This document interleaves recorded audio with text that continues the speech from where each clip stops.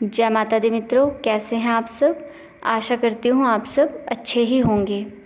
मित्रों, आज का विषय हमारा काफ़ी महत्वपूर्ण है, क्योंकि किसी भी सवारी वाले व्यक्ति को इस परिस्थिति से गुजरना पड़ता है। ज़्यादातर के साथ ऐसा होता है।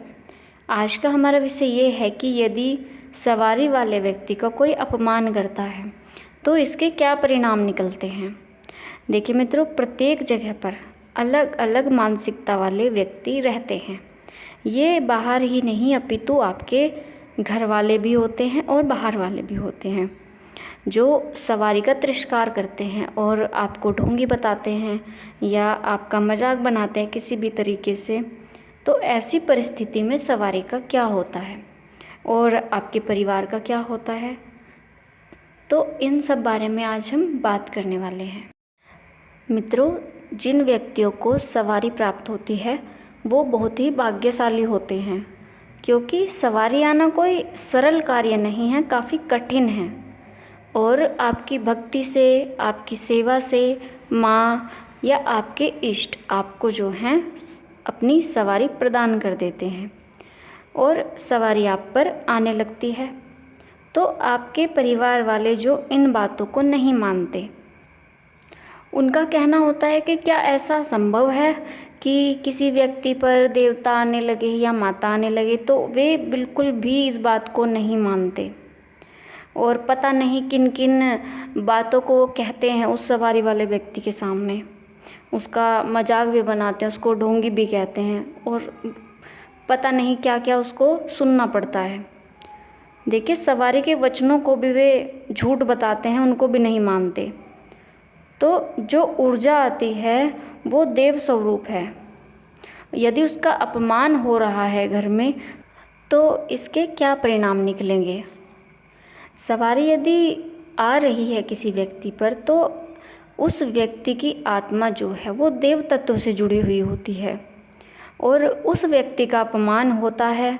वो कोई लड़का है, लड़की है या कोई भी हैं, वे उनका अपमान यदि हो रहा है तो अपमान करने वाले का जो है उस शक्तियों द्वारा जो है अनिष्ट होना संभव है। क्योंकि यदि अपमान उनका हो रहा है तो क्रोधवश वे उस व्यक्ति का अनिष्ट कर देते हैं।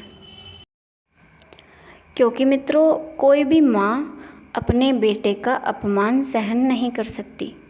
कोई भी भगवान अपने भक्त का अपमान कभी भी सहन नहीं कर सकता।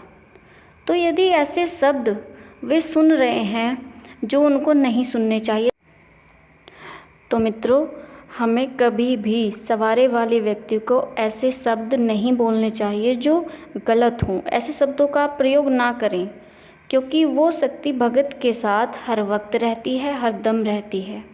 चाहे वे माता की शक्ति हो, चाहे वे बाबा की शक्ति हो, चाहे वे कोई पितृ ही क्यों ना हो, वे हरदम उनके साथ रहते हैं। और कुछ व्यक्तियों की सवारी तो इतनी प्रबल होती है, आप देखते होंगे कि वे आंखें बंद करके आपको किसी भी प्रश्न का उत्तर दे देते हैं जो आप उनसे पूछते हो। और सवारी वाले व्यक्ति को उनकी सवारी सारे कार्य करवाती है, उन्हें ऐसी बुद्धि प्रदान करती है। हमें उन्हें हर प्रकार से वे गाइड करती है, हर प्रकार से उनको संभालती है। चाहे वे स्वप्न के माध्यम से उनको गाइड करे या साक्षात करे, वो उन पर निर्भर करता है, या ऐसा कोई विचार उनके मस्तिष्क में डाल दे। तो हर प्रकार से वे उस शक्ति के साथ जुड़े हुए होते हैं। और मित्रों, सवारी वाले व्यक्ति की परीक्षाएं भी होती हैं। ये एक अनिवार्य प्रक्रिया है जिसमें परीक्षा उसे अवश्य ही देनी होती है। परीक्षा के दौरान अपमान का भी सामना करना होता है, अपमान को भी झेलना पड़ता है। तो ऐसी परिस्थिति में भक्त की सहन करने की शक्ति को देखा जाता है कि उस समय पर अपने इष्ट पर उनका कितना विश्वास है, या वो डगमगा तो नहीं गया। और व्यक्ति उनकी मजाक बनाते हैं, उनको हर प्रकार से अपशब्द भी कहते हैं। और जब उनकी परीक्षा समाप्त हो गई तो माँ भगवती के आशीर्वाद से उनकी बहुत ही चढ़ाइयाँ हुई और माँ ने उनको वो सब कुछ दिया जो उनको चाहिए था। और जो व्यक्ति उनकी मजाक बनाते थे वो आज उनको देखते हैं कि वो अपने जीवन में कितने सफल हैं। तो मजाक बनाने वाले व्यक्ति सिर्फ देखते ही रह जाते हैं यदि आप अपने मार्ग पर लगे रहते हैं, अपने आप को संभाल कर रखते हैं, अपनी पूजा पाठ में लगे रहते हैं, आपको उनसे कोई वास्ता नहीं होता। और मित्रों, सवारी वाले व्यक्ति के अपमान से संबंधित मैं आपको एक किस्सा भी सुनाना चाहती हूँ, जिसमें एक महिला पर प्रचंड रूप से सवारी आई हुई थी और वो काफ़ी प्रचंड रूप से खेल रही थी। तो उन सब के पश्चात जो है माँ ने स्वयं आकर कहा था उनके सवारी के दौरान, जिस महिला को जो है सवारी आई हुई थी, कि उस महिला ने जागरण में किसी सवारी वाली लड़की की मजाक बनाई थी, क्योंकि जागरण में उस लड़की को सवारी आई थी, जिसको देखकर उसने अन्य महिलाओं के साथ उसकी मजाक बनाई थी। तो इस बात को झूठ कहा था कि ऐसा कुछ नहीं होता, ये सब कुछ ढोंग है, तो उसका ये भ्रम माँ ने दूर किया। तो इस प्रकार भी जो है माँ सबके भ्रम को दूर करती है, और यदि सवारी वाले व्यक्ति का अपमान किया जाता है तो दंड अवश्य ही मिलता है। वो अपमान करके देख ले, वो आपको स्वयं पता चल जाएगा।